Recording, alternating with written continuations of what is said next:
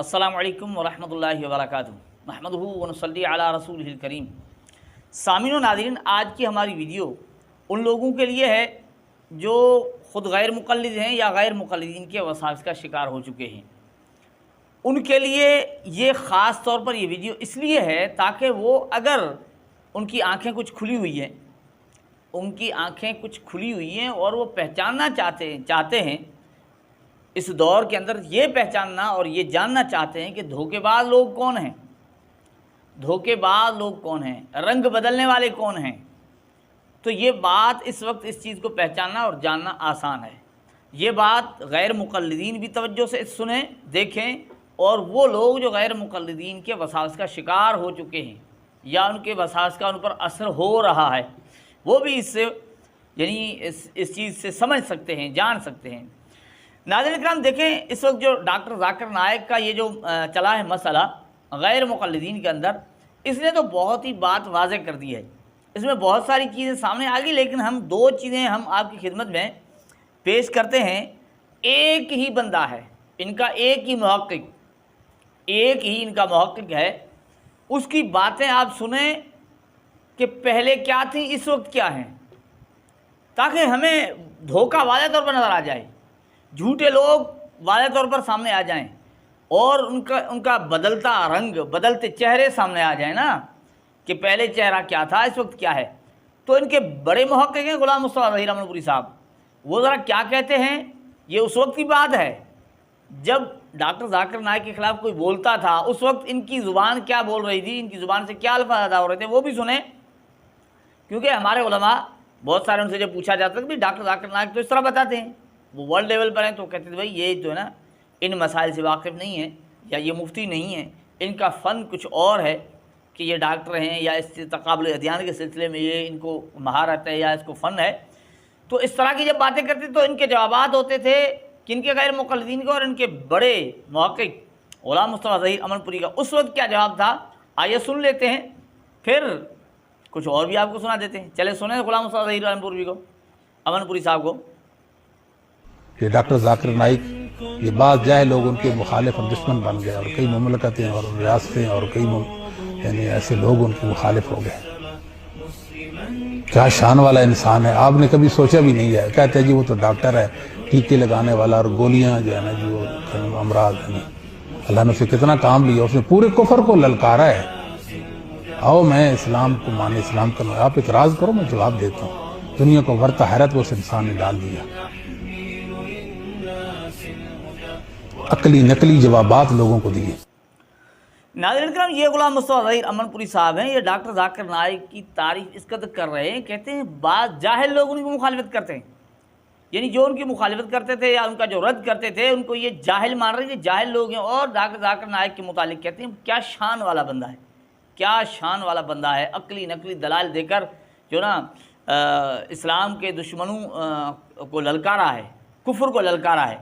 یہ کون کہہ رہے ہیں؟ یہ غلام مصطفیٰ ظہیر امن پوری ڈاکٹر ذاکر نائک کے متعلق کہہ رہے ہیں۔ اب یہ جب گفتگو کر رہے تھے تو اس وقت یوں محسوس ہو رہا ہے کہ ڈاکٹر ذاکر نائک بہت بڑی علمی شخصیت ہیں، بہت بڑے شان والے ہیں، بہت بڑی چیز ہیں، لیکن یہاں جب پاکستان میں ڈاکٹر ذاکر نائک آئے، انہوں نے کچھ ایسی باتیں کہہ دیں جو جناب وہ کیا کہیں، بڑی تکلیف دہ تھی نا غیر مقلدین کے لیے، تو ان کا چہرہ بدل گیا، تو ان کا دھوکہ سامنے آ گیا۔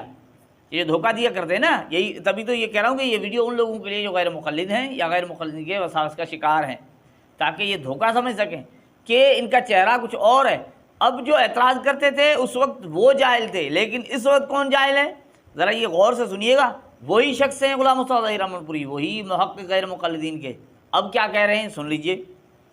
مسلمانوں کی بدقسمتی ہے نا، بدقسمتی ہے، یہ جاہلوں سے دین لیتے ہیں، جہلوں سے، اتار کے لونڈے سے دوا لیتے ہیں یہ بیچارے۔ ابھی ایک مہمان پاکستان بھی آئے ہوئے ہیں، پرلے درجے کا بیچارہ جاہل ہے، وہ اس کے اندر کئی فتنے بھی ہیں اور کئی شر بھی ہیں۔ اہل بدعت کی گود میں جا کر بیٹھا، ان کی من کی کہتا ہے، میڈیا خوش ہے، ان کی تو فالوئنگ بڑھ رہی ہے نا، لاکھوں کروڑوں میں ایک خبر لگائیں تو لاکھوں لوگ دیکھیں گے، جھوٹی موٹی بھی بات لگا دیں، بس ہر ایک کا مطمع نظر کیا ہے کہ ہماری فالوئنگ بڑھے۔ یوٹیوب پر وہ کوئی ملتے ہیں جی، پیسے ملتے ہیں شاید، اس وجہ سے بس، اور کچھ بھی نہیں. کسی کو ان سے کیا لگے، ان کو کسی سے کیا لگے. اہل بدعت کی تعریفیں کر رہے ہیں.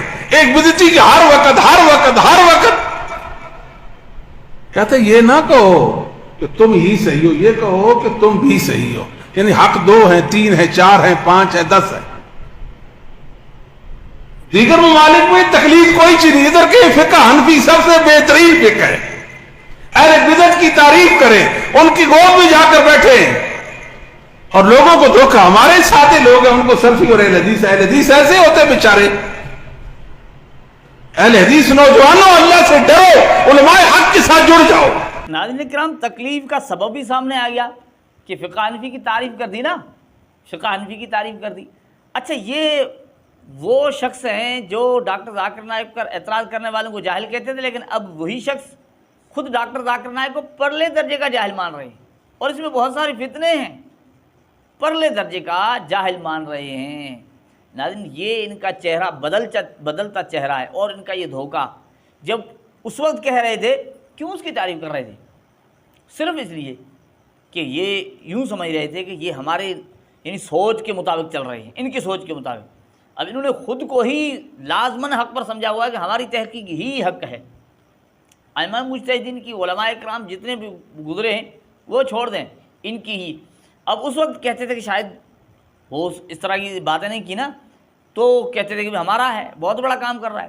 لیکن انہوں نے کھل کر جب بات سامنے رکھی ہے کہ میرا تو ذہن یہ ہے، میں جس چیز تحقیق پر چل رہا ہوں ٹھیک ہے، میں اسے صحیح مانتا ہوں، لیکن جو اور کسی تحقیق پر چل رہا ہے قرآن و احادیث سے، تو میں اسے بھی ٹھیک مانتا ہوں.